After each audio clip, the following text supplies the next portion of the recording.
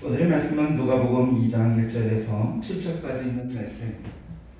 많은 사람들이 교회에서 실제적으로 전하고 있는 우리들의 내용들, 그러나 그 내용들 속에서 우리는 얼마나 예수에 대한 이야기를 하고 있는가를 살펴볼 필요가 있습니다. 예수의 나심, 그리고 예수의 죽으심과 부활하심, 그리고 예수의 다시 오심을 우리는 전해함에도 불구하고 많은 교회들은 이 세 가지를 1년에 딱 한 번만 전하는 안타까운 현상들이 너무나 많이 있다는 사실들입니다. 오늘은 특별히 예수의 나심과 아버지의 마음이라는 제목을 가지고 한번 하나님의 말씀을 듣기를 소망합니다. 예수의 나심은 분명히 우리들에게 복음이 분명합니다. 그런데도 불행히 모든 교회는 예수의 나심을 1년에 딱 한 번만 전하고 있다는 안타까운 현상들이 있습니다. 성탄절만 보낸다는 겁니다. 그뿐입니까? 기뻐해야 할 성탄절은 세계 전 인류의 대다수가 들뜬 분위기로 성탄절을 보냅니다.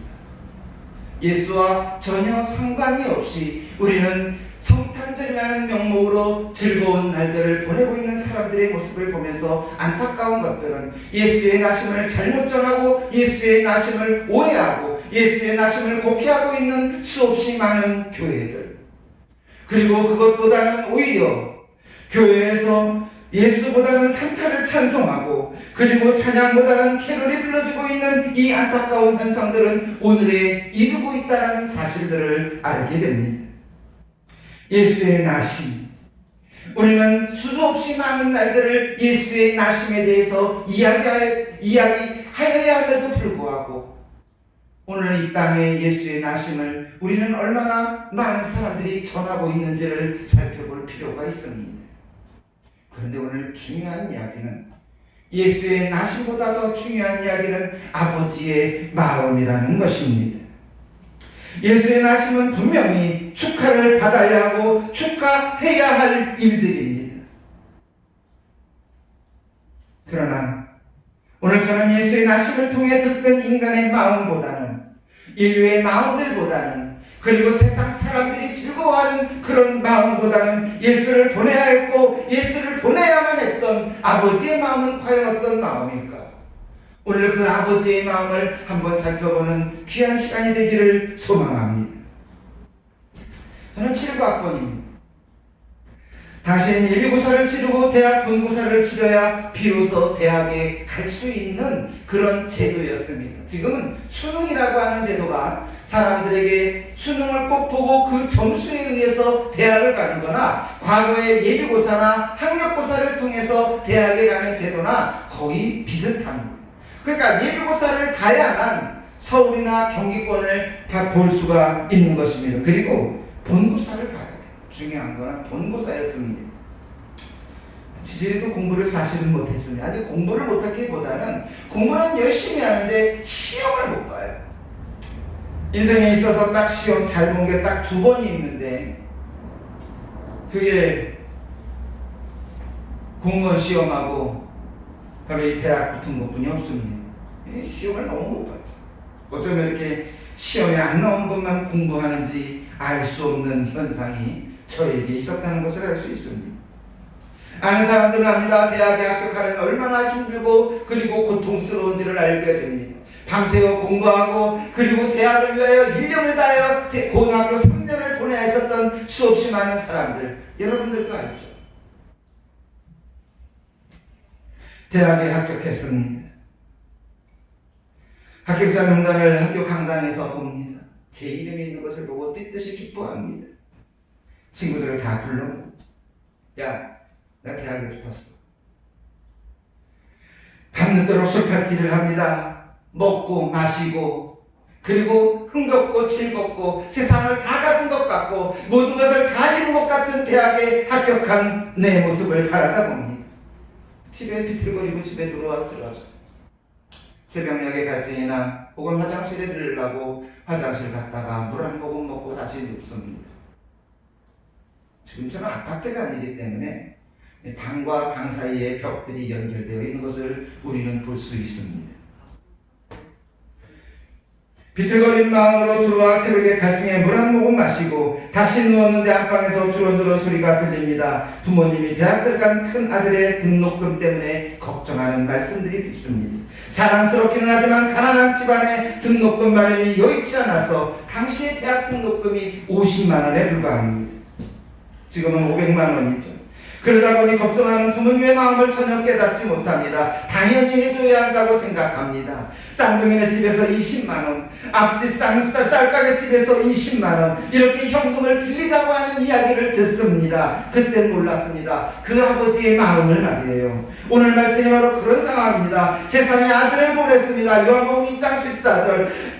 이 땅의 아버지의 독생자의 영광이라고 그랬습니다. 그렇습니다. 하나님은 독생자를 이 땅에 보내셨습니다. 왜냐하면 우리를 위해서, 그런데 우리는 오신 예수를 위해서 즐거워하고 흥청망청 놀고 있을 때 과연 독생자를 보내었던 아버지의 마음을 한 번쯤은 헤아려 보았는가. 성탄절은 분명히 기쁘고 즐겁고 그리고 그런 날임이 분명하지만 아버지의 마음은 과연 어땠을까? 아버지의 마음 어떤 마음을 가졌는지 한번 이 시간에 한번 살펴보기를 원합니다. 첫째가 나심, 구원의 마음입니다. 요한복음 1장 14절 말씀이 육신이 되어 우리 가운데 거하심에 우리가 그의 영광을 보니 아버지의 독생자의 영광이요 은혜와 진리가 충만하더라. 아버지가 아들을 세상에 보냈습니다. 이는 분명히 하나님께는 영광입니다. 이 땅의 구원의 시작입니다. 오랫동안 기다렸던 메시아의 소식이기도 합니다. 경건한 유대인들 중에서 수도 없이 많은 사람이 이 메시아가 오시기를 기다리기를 원했던 수도 없이 많은 사람들이 있습니다. 누가복음 2장 25절에 예루살렘에 시몬이라는 사람이 있으니 이 사람은 의롭고 경건하며 이스라엘의 위로를 기다리는 자라 성령이 그 위에 계시더라. 경건한 사람들, 의로운 사람들은 메시아를 기다리고 또 기다렸습니다. 그리고 예수를 만났습니다. 죄악의 소굴에서 신음하고 있는 인간을 사랑하시기로 구원하시기로 마음먹었던 아버지는 자신의 하나뿐인 독생자 예수를 이 땅에 보내셨습니다. 구원의 시작입니다. 인간들에 대한 하나님의 사랑이었습니다. 한없는 사랑으로 끊임없이 기다렸던 하나님, 여호와 신앙으로 돌아오기만을 기다리셨던 하나님, 자신의 발 앞에 엎드려 경배하기를 기다리셨던 하나님, 이 땅에 하나님의 나라가 이루어지기를 원하며 기다리셨던 하나님. 그런데 하나님은 지금까지 인간들이 하나님을 등지고 살았으며 하나님을 배반하고 살았으며 온갖 죄악에 물들어가며 살았던 그들의 모습을 바라보며 이제는 더 이상 참을 수 없어 독생자를 보내며 구원의 역사를 이루기 위하여 보내십니다. 요한복음 1장 12절 영접하는 자 그 이름을 믿는 자에게 하나님의 자녀가 되는 권세를 주신다고 했습니다. 그러나 아버지의 마음은 인간들과 달랐습니다. 아들이 죽어야만 했습니다. 끝없는 고통과 괴로움과 비참함 속에 죽어야만 구원이 이루어질 수 있다는 사실을 알면서도 그 고통을 감내하면서 아들을 보내야만 했습니다. 이것이 아버지의 마음입니다. 누가복음 20장에서 예수님이 보던 농부의 비유를 말씀하신 것처럼 주인의 아들도 죽을 것이라는 사실을 알고 있는 아버지의 마음, 그럼에도 불구하고 아들을 보내야 했었던 그 마음, 유대인들에 의해 십자가형을 받아 죽을 것임을 알고서도 독생자를 보내야 했었던 그 마음, 그것이 아버지의 마음입니다.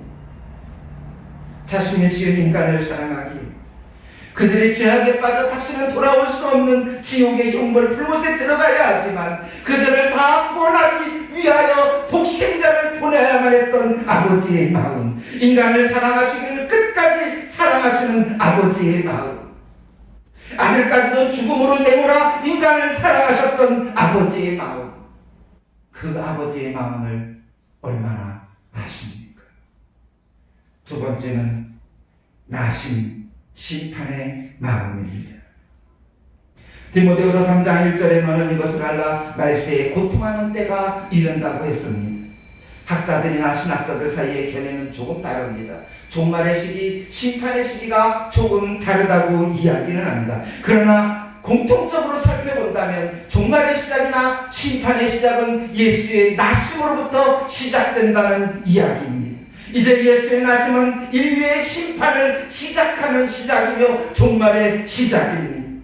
많은 사람들이 코로나 때문에 마지막 때라고 이야기하며 심판의 시기라고 이야기합니다. 어떤 분들은 요한계시록을 살펴보며 대접이 몇 대접이냐고까지 이야기하는 사람들도 있습니다. 그러나 중요한 건 예수의 나심으로부터 인류의 심판은 시작됐다는 것을 기억하셔야 합니다. 어쩌면 하나님은 이 사실을 알고 계셨기에 예수를 보내셨으면서 슬퍼하셨을지도 모릅니다. 이제 저거를 심판해야 됩니다. 죄악 속에 물들어버린 저들을 심판해야 되는데,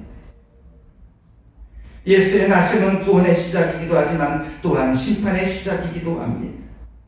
그것이 슬픈 아버지의 마음이었을 것입니다. 인간을 구원하기 위해 독생자를 보내셨지만, 구원을 시작하기 위해 보내셨지만, 또 한편으로는 심판을 시작해야 되는 마음.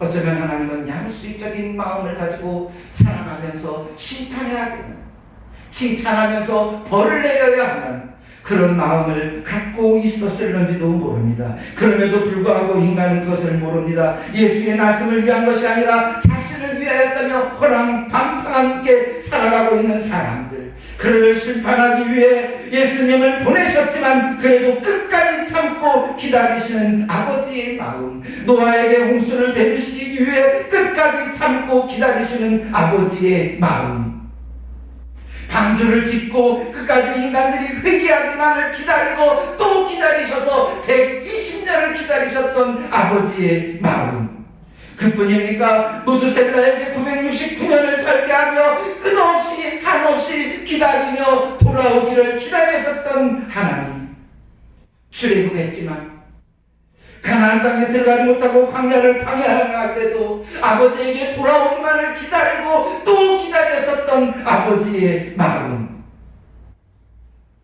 너희는 니느웨의 멸망을 위해 요나에게 외치라고 하신 아버지, 유황과 불로 심판하지만 아브라함의 구원의 숫자를 외쳐도 끝까지 참고 기다리셨던 아버지.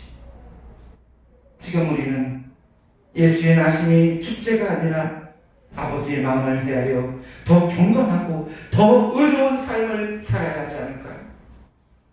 회개하고 아버지께 돌아와야 하는데, 우리는 여전히 회개하지 않는 삶을 살아가는 인간들의 모습을 보면서 아버지께는 얼마나 가슴 아픈 마음을 주셨으며, 아버지에게 얼마나 가슴 아픈 상처를 보냈으며, 내 마음대로 살아가기를 원하며 내 마음대로 행동하기를 원하며 아버지의 뜻과 아버지의 계획과는 전혀 상관이 없는 삶을 살아가는 사람들의 모습을 보며 아버지는 얼마나 가슴 아팠을까. 독생자를 십자가에 매달아 죽이시기까지 하면서 종말의 시간을 늦춰보려고 하시는 그 아버지의 마음을 우리는 얼마나 알고 계십니까? 오늘 이 시간에 예수의 나심을 통하여 우리는 어떤 마음을 갖고 있는가를 한 번쯤 살펴봅시다. 사람들이 즐거워하고 사람들이 기뻐하고 사람들이 흥청망청거릴 때 우리도 같이 부하 내동하여 그들과 같은 마음을 갖지 말고, 예수의 독생자 예수를 보내셨던 그 아버지의 마음 깨달아가며 헤아려 가며 조금은 경건하고 조금은 의로운 생각을 가져서 다시 한번 하나님 앞에 서서 쓰임받는 귀한 시간이 되시는 오늘 저와 여러분이 되시기를 주님의 이름으로 축원합니다. 우리 시간에 다 같이 함께하는 목소리로 기도하는 시간 같습니다. 기도하겠습니다. 그거 어떤